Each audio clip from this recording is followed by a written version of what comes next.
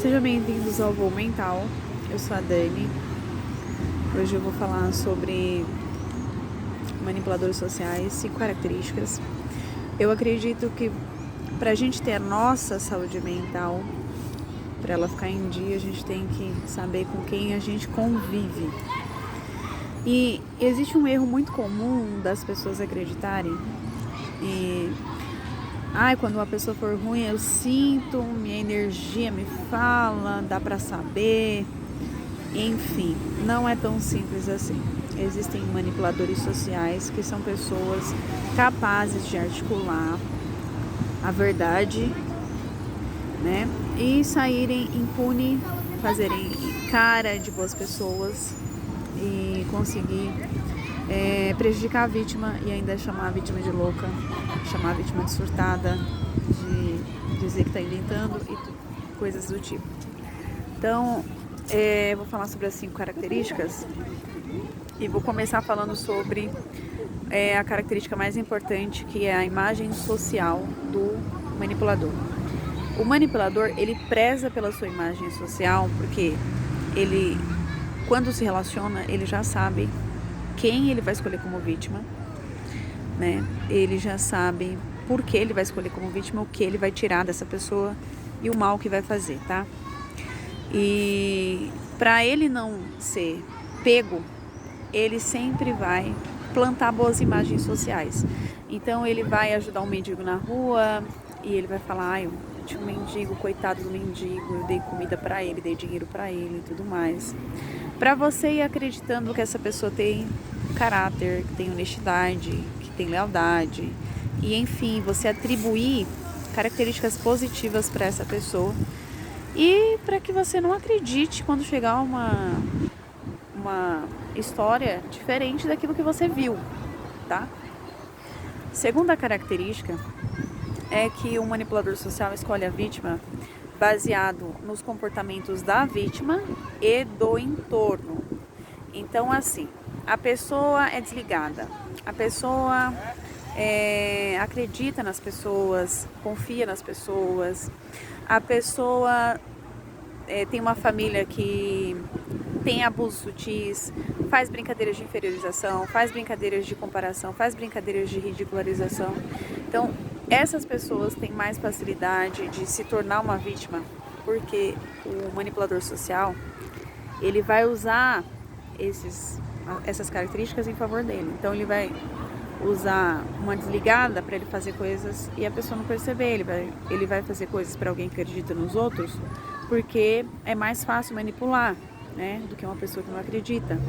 É mais fácil abusar de uma vítima, prejudicar uma vítima, que a família fala, ai menina, para de chorar, que frescura, nada a ver, para de drama, do que uma pessoa que a família acolhe, fala, né, filho, você machucou, alguém fez mal, quem fez, por quê, tá? Então ele sempre vai escolher baseado nos comportamentos da vítima e do entorno. Terceira característica, manipuladores são atores que atuam na vida real. Então, eles sabem como mentir, como fingir que tá chorando, como fingir que se importa, como fingir que gosta, tá? Você vai perceber que em alguns momentos você vai ficar confusa, né, do que a pessoa tá fazendo, porque a pessoa fala uma coisa e está fazendo outra.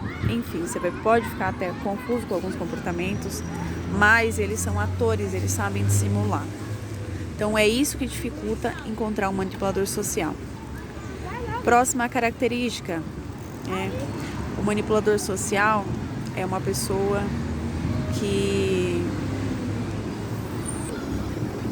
começa os abusos sempre de forma sutil, para que depois, lá na frente, ele use os abusos iniciais como verdade. Então, por exemplo, ele fala assim, ele joga um copo de água em você e aí ele acha engraçado.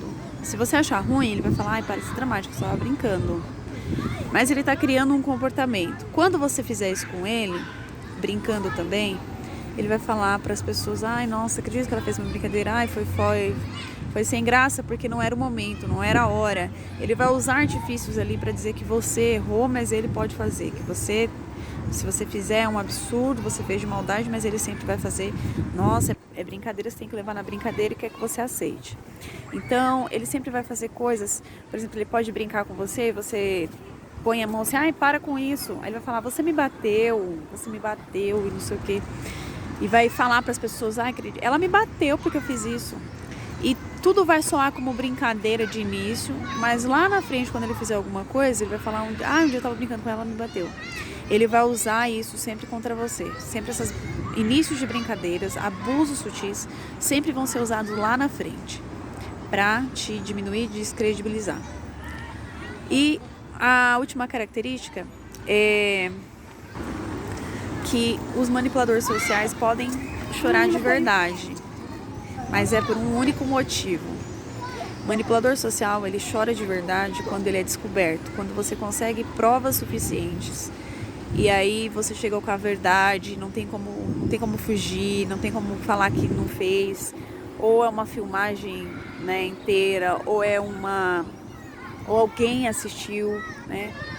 Tinha uma testemunha e aí não tem como ele fugir, ele vai chorar de verdade. Mas esse choro de verdade não é por arrependimento. É um choro dissimulado, né? Na verdade é um choro de verdade. É um choro de verdade, mas é um choro de vergonha, porque a imagem social dele foi quebrada. E para que ele possa fazer o que ele queria desde o início, o mal que ele estava articulando, o abuso que ele estava pensando, para que ele possa tirar as coisas que ele quer, ele vai ter que dar um tempo, né? Ele vai ter que distanciar, continuar plantando boas imagens sociais, porque ele não quer ser descoberto, né? Então ele vai chorar arrependido, na verdade ele vai chorar de vergonha por ter sido pego, e ele vai falar, me perdoa, não vai acontecer mais e tal, não precisa disso, eu já me arrependi, mas eu não sabia o que fazer e tal, e fica nisso, tá? Eu conheci uma moça lá na minha cidade, que ela, toda vez que eu chegava, as pessoas faziam assim, falavam que ela tinha problema, que ela era louca. E, na verdade, ela não era louca, ela tinha deficiência, tá? Ela tinha desenvolvido também convulsão, porque um dia, quando ela era adolescente, ela foi pelo tio. Então, para ficar claro aqui o tipo de abuso que ela sofreu, quando é consentido, a mulher lubrifica e dilata. Quando não é consentido, o músculo contrai, aperta, seca e machuca, corta, sangra, tá?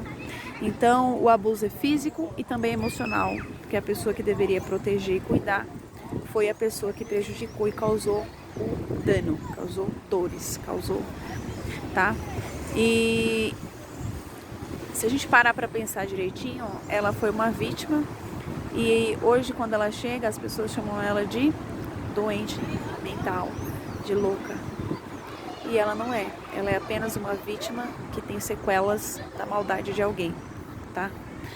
Então, o manipulador social, ele pode estar infiltrado aí, pode estar nos seus meios sociais, seus meios de esportes, na sua faculdade, na escola, pode ser um patrão, um funcionário que trabalha com você, um colega de trabalho, um sócio, um amigo ou um relacionamento.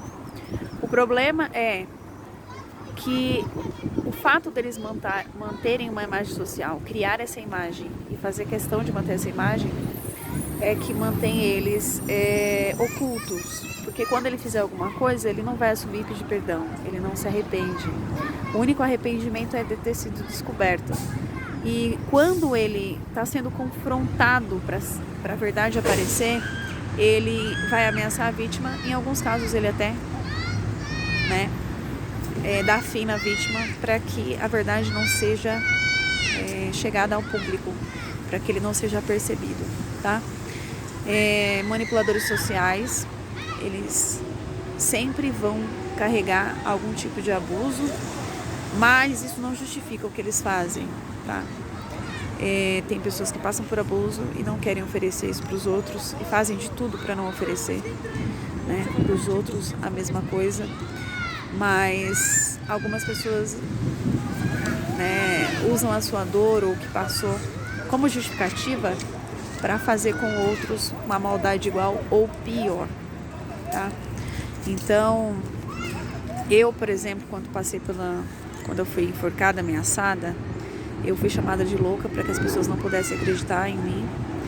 Eu não consegui levantar provas suficientes, tive a minha medida protetiva revogada e depois de um tempo, quando eu estava um pouco melhor, eu fui embora porque eu não me via mais num lugar onde as pessoas não acreditavam em mim, não me apoiavam, não torciam por mim, não queriam meu bem e que estavam protegendo o agressor, que estavam amparando o agressor.